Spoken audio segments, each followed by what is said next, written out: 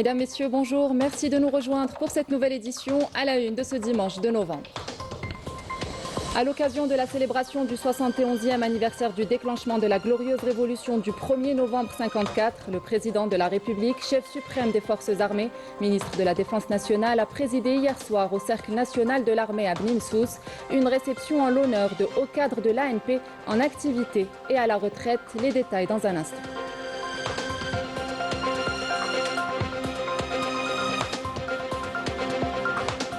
Gros plan dans cette édition sur ces héros de la Révolution, les blouses blanches dans les maquis, les grottes ou encore les hôpitaux de fortune. Médecins, infirmiers et aides-soignants ont accompli leur mission dans des conditions extrêmes et souvent au péril de leur propre vie.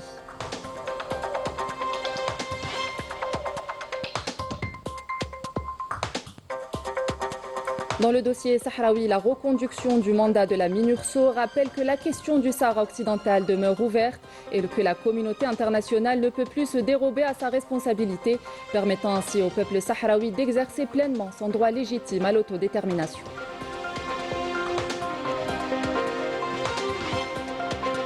Et nous vous emmènerons à la fin de cette édition à Azazga, où plus de 750 coureurs ont pris part à la 4e édition de la course des 10 km sur route. Un rendez-vous qui s'impose au fil des ans comme une véritable fête du sport. Bienvenue à tous. À l'occasion de la célébration du 71e anniversaire du déclenchement de la glorieuse révolution du 1er novembre 1954, le président de la République, chef suprême des forces armées, ministre de la Défense nationale Abdelmajid Tebboune, a présidé hier soir au Cercle national de l'armée de Bnin Souss une réception en l'honneur des hauts cadres de l'armée nationale populaire en activité à la retraite, en présence de hauts responsables de l'État.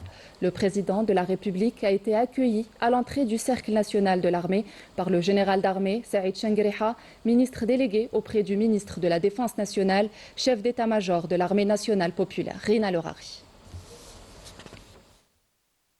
On prit part à cette cérémonie qui s'inscrit dans le cadre des grandes traditions de l'armée nationale populaire visant à valoriser les étapes phares de notre glorieuse histoire et à rendre hommage à nos vaillants chouhada, le président du Conseil de la Nation, le président de l'Assemblée populaire nationale, le Premier ministre, la présidente de la Cour constitutionnelle, les membres du gouvernement, ainsi que le général de corps d'armée, commandant des forces terrestres, le secrétaire général du ministère de la Défense nationale, le commandant de la garde républicaine, les commandants de force, le directeur de cabinet auprès du ministère de la Défense nationale, le commandant de la gendarmerie nationale par intérim, les commandants des régions militaires, les chefs de département, les directeurs et les chefs de services centraux du ministère de la Défense nationale et de l'état-major de l'armée nationale populaire, aux côtés de hauts cadres de l'État, des personnalités nationales et des moudjahidines. À l'entame, l'assistance a écouté l'hymne national, interprété par une troupe musicale de la garde républicaine,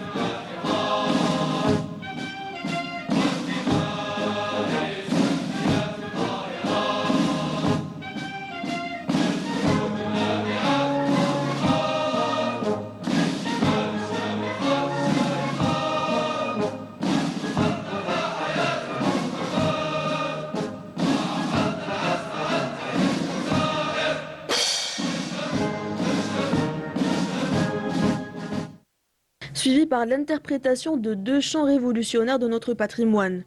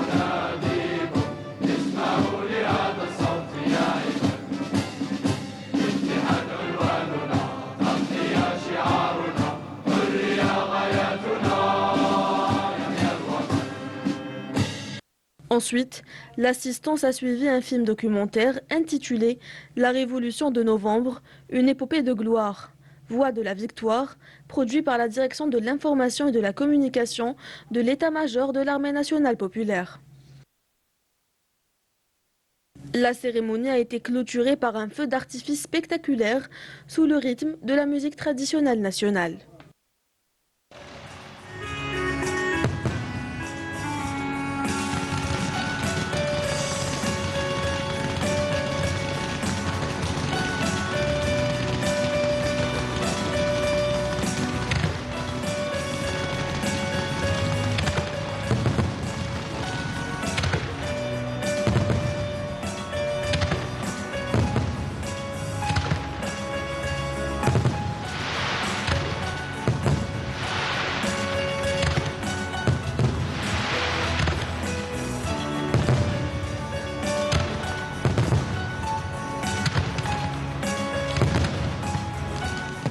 Zoom à présent sur ces héros de la Révolution, les blouses blanches qui ont marqué l'histoire de la guerre de libération nationale.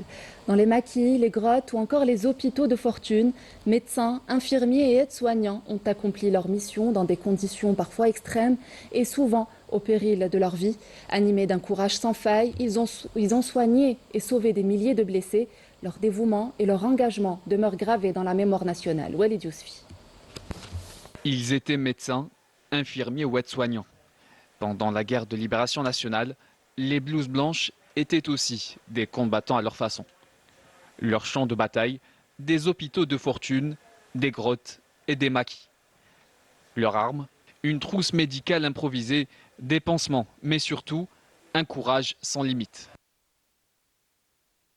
Effectivement, l'histoire elle est écrite, de toute façon tout est écrit dans l'histoire et le rôle des blouses blanches a été prépondérant pendant la guerre de libération et les blouses blanches très tôt pendant la guerre de libération se sont engagés à lutter pour l'indépendance de l'Algérie, se sont engagés dans les maquis, dans les trucs clandestins, etc. pour soigner les gens, parce qu'il n'y avait pas un système de santé à l'époque qui couvrait la santé des citoyens. Donc c'est un engagement auquel on rend hommage. De toute façon, et les noms sont gravés dans nos histoires et dans l'histoire de l'Algérie. On a connu le système de santé postcolonial. Il faut dire que en 1962, les Français, la plupart sont partis. Mais il y a eu quelques amis de la révolution algérienne qui sont restés, comme Pierre Chollet, professeur Martini, Michel, qui a pris la nationalité algérienne aussi, qui était au Caire, en Tunisie, qui a soigné les combattants algériens, professeur Martini. Ils ont soigné, opéré, sauvé, souvent sans lumière, sans médicaments et sous la menace constante des bombardements. Beaucoup ont perdu la vie pour avoir refusé d'abandonner leurs blessés. La femme a été un élément essentiel dans le domaine de la santé pendant la guerre de libération nationale. Beaucoup se rappellent encore des médecins de l'époque et des témoignages marquants sur le terrain.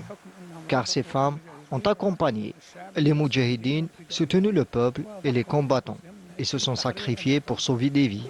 Et des conditions, on n'avait pas. Je n'ai pas fait d'études supérieures. C'était une certaine infirmière, elle m'apprenait comment on prend les soins. Je voyais ce qu'elle faisait, je faisais. Aujourd'hui encore, leur sacrifice demeure inscrit dans la mémoire collective.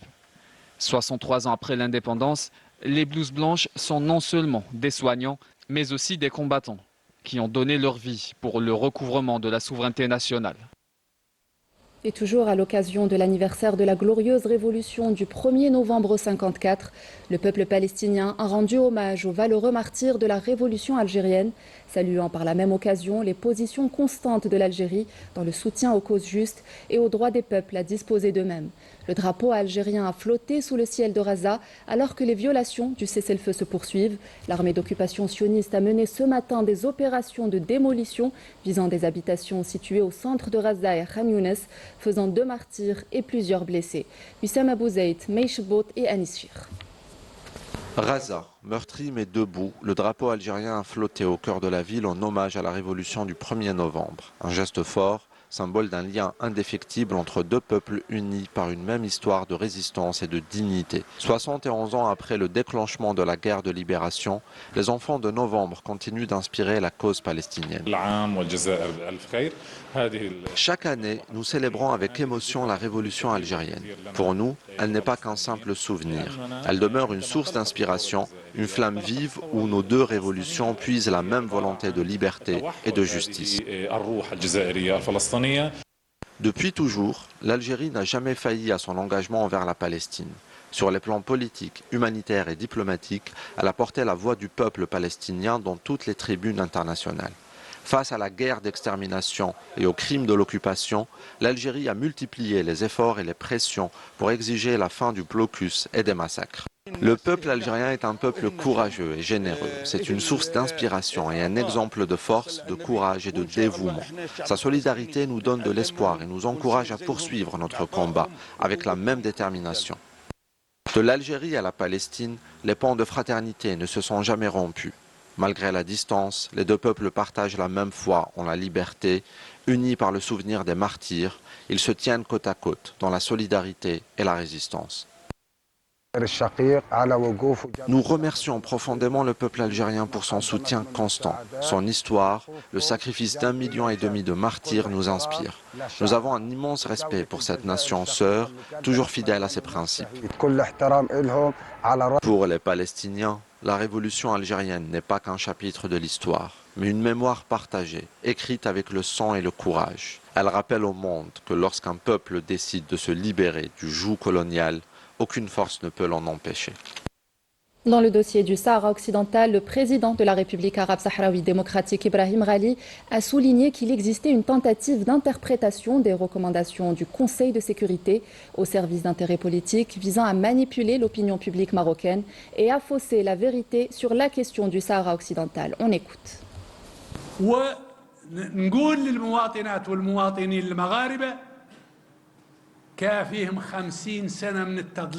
Je voudrais dire aux citoyennes et aux citoyens marocains que cela fait plus de 50 ans qu'ils subissent l'injustice, 50 ans de mensonges et de désinformation de la vérité. En 1975, la décision de la Cour internationale de justice a été falsifiée et vidée de son véritable sens. Aujourd'hui encore, certains cherchent à imposer leur propre interprétation pour manipuler le peuple marocain et l'influencer par le mensonge et l'injustice. للشعب المغربي على الزور والبهتان والكذب والظلم. La reconduction du mandat de la MINURSO rappelle que la question du Sahara occidental demeure ouverte et que la communauté internationale ne peut plus se dérober à sa responsabilité, permettant ainsi au peuple sahraoui d'exercer pleinement son droit légitime à l'autodétermination. Maïssa Lebouala. La question du Sahara occidental reste plus que jamais au centre du débat international. Malgré les nombreuses tentatives de l'ignorer ou de la détourner, ce dossier continue de mobiliser l'attention de la communauté internationale au sein des Nations Unies. La cause sahraoui demeure un symbole fort de la lutte d'un peuple pour son droit à l'autodétermination. Une revendication portée depuis 50 ans, conformément aux résolutions onusiennes et aux principes de décolonisation.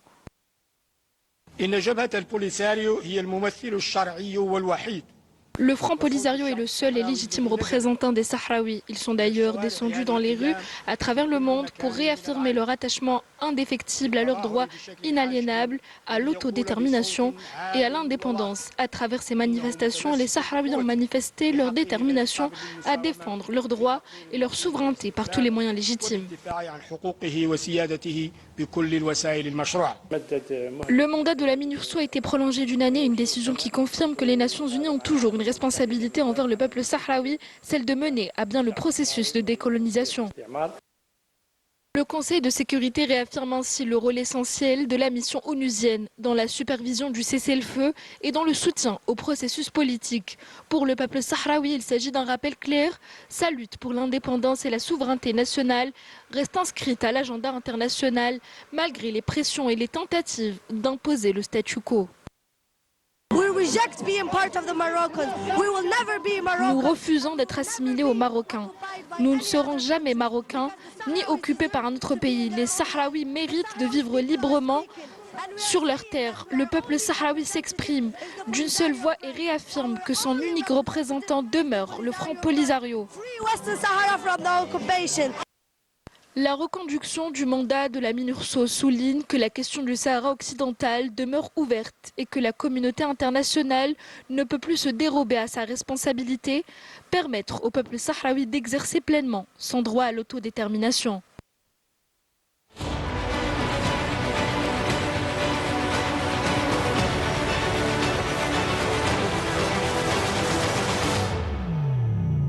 Toujours à l'étranger, au Maroc, la situation sociale ne cesse de se détériorer. La cherté de la vie, le chômage, les inégalités et les arrestations arbitraires aggravent le quotidien des citoyens qui dénoncent l'ignorance et le mépris du Makhzen face à leurs revendications. Badia Amarni. Le Makhzen exerce une répression sur nous dans notre propre pays. C'est pourquoi nous pensons à l'immigration. Ils nous interdisent de parler de nos droits. J'ai un message pour vous. Organisez-vous avant d'organiser la Coupe d'Afrique. Le Maroc en proie à une crise multidimensionnelle, aussi bien politique que sociale, recourt de plus en plus à la répression devenue une arme pour dissuader les citoyens de descendre dans la rue. Les arrestations arbitraires sont aussi le lot quotidien des Marocains qui tentent de défendre leurs droits. Au lieu de prendre en charge les véritables préoccupations de la population, le pouvoir préfère emprisonner ceux qui osent s'exprimer. À travers les villes, le pouvoir d'achat s'effondre tandis que les secteurs de l'éducation et de la santé se dégradent. Le citoyen se retrouve pris au piège d'une crise qui l'asphyxie face à un pouvoir sourd à leurs revendications. Puis encore, chaque fois qu'une voix s'élève pour dénoncer la situation, elle est aussitôt réduite au silence. Même les manifestations pacifiques sont réprimées. Le Makhzen n'arrive plus à maîtriser la situation face à des citoyens qui vivent dans la misère et la marginalisation. Nous avons faim. C'est pour cette raison que nous manifestons. Nous voulons nos droits. Regardez les quartiers populaires. Tous leurs enfants sont en prison. Ils vendent du hashish car ils ne trouvent pas d'alternative. La crise que traverse le Maroc dépasse le cadre social. C'est une véritable crise du système politique. Le régime est devenu incapable de trouver des solutions concrètes et de redonner confiance aux citoyens. Revenons dans le pays avec du sport. À Azazga, plus de 750 coureurs ont pris part à la 4e édition de la course des 10 km sur route. Un rendez-vous qui s'impose d'année en année comme une véritable fête du sport, mais aussi de la mémoire, puisqu'il s'inscrit dans le cadre des commémorations du déclenchement de notre glorieuse révolution nationale. Samia Achicho. Ils étaient plus de 750 coureurs à prendre le départ de la 4e édition du Cross d'Azazga. Disputé sur une distance de 10 km et dont le coup d'envoi a été donné dans la localité d'Efira. Organisé par la commune d'Azazga en collaboration avec la Ligue locale d'athlétisme et les associations sportives locales, l'événement a rassemblé des athlètes venus de plusieurs wilayas du pays, confirmant le rayonnement national de cette discipline.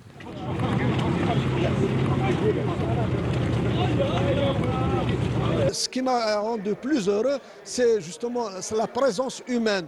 Femmes, vieux, vieilles, et ils sont là, ils sont en train d'applaudir tous les participants, vainqueurs et même tous les athlètes. C'est chose encourageante. Justement, ce que nous souhaitons, ce type de manifestation va toucher les 58 wilayas d'Algérie. Il y a une nette amélioration par rapport aux 3 premières éditions. On essaie d'attirer plus de monde. L'objectif essentiel pour nous, c'est d'abord la formation et un tourisme sportif pour les autres wilayas qui viennent pour connaître Azazga et connaître la wilaya de Tizi Ouzou. Dans une ambiance chaleureuse et conviviale, les participants, jeunes, seniors, Femmes et hommes ont sillonné les routes d'Azazga. Chez les femmes, Benderbel Malika de la protection civile et Bourazi Halima du club MC Alger se sont adjugés les 2 premières places. Chez les hommes, ce sont Berk Yassine de Tilsimsilt et Merhoul Bilal de Sidi Belabès qui se sont illustrés lors de cette manifestation. Alhamdulillah, هذا كما نقولوا شرف لي أني شاركت في هذا السباق. C'est un honneur pour moi de pouvoir participer à cette course. Le parcours était difficile, mais alhamdoulilah, j'ai décroché la première place. نقسم الجهد تاعي في المسار هذا والحمد لله بفضل المجهودات تاعي بفضل الله اولا ثم بفضل المدرب تاعي ماهور بشار رشيد تحصلت على المرتبه الاولى. السباق كان في المستوى نشكر مدينه تيزي وزو على حسن الضيافه. La course était à la hauteur. Je remercie tous les organisateurs et surtout la ville de Tizi Ouzou pour son accueil chaleureux. ونشكركم انتم اللي راكم كرجال الخفاء اللي راكم واقفين على السباقات هذو. Une course pleine d'émotions dans une région arrosée par le son des hommes et des femmes pour que vive l'Algérie. Et c'est ainsi que s'achève cette édition. Merci de l'avoir suivi. Excellente suite des programmes sur notre chaîne. Au revoir.